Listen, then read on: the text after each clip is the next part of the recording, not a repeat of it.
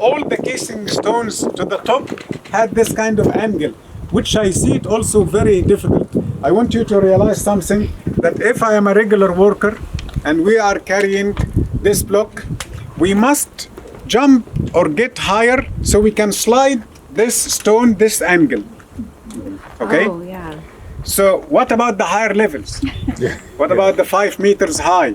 It means that every time we must go higher than this point so we can slide down the block. Okay? And what about the other pyramids? Like when we go tomorrow to Dahshur, we are talking about 100 meters. So how they slide the blocks at that level, 100 meters, and bigger blocks, not small like this. Okay? So we have the regular limestone could be from the same area, and we have a huge quarry just behind this location. But the casing stone from very fine limestone from the other side of the Nile, at the east side. Now we are at the west. So at the east side we call it Torah limestone, very fine. They used to do statues, any artifacts from that fine limestone. But this stone was never used to do any kind of art. Why? Because it has millions of fossils and shells on it. That also proves my idea about layers. So it could be the first structure, very old, thousands of years. Okay, the same like the pyramid could be before the cataclysm. And later the dynasties started to add their own structures or their own titles or their own pieces. Okay, like offerings, like just putting their labels. So that's why we are confused. Is this 80,000 BC or 7,000 BC or 5,000 BC or 300 BC? I agree with all of them, but we must look for the beginning.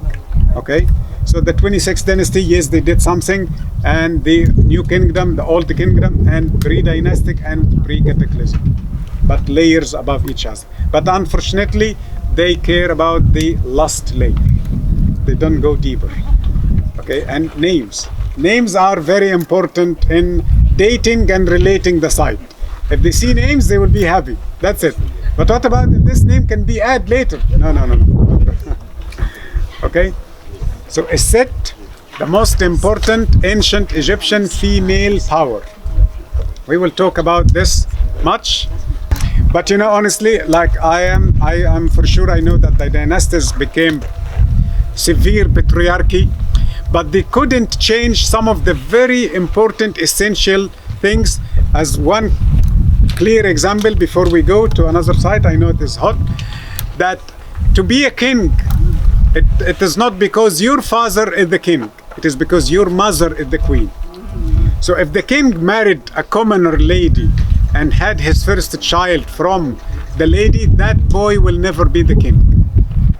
That son or the daughter of the queen, and all or most of our queens are related to each other, but not most of our kings. We have a queen bloodline, royal bloodline. Okay, so the daughter of the queen will hold the throne for her husband. But the son of the king from a commoner lady or even a priestess or a relative to him, he will never be the king. That's why they made sometimes political marriage or real marriage between the half brother and the half sister. The half sister is the one has the right to be the queen. So her husband will become the king. So this is one of the traditions they couldn't change, the female royal bloodline.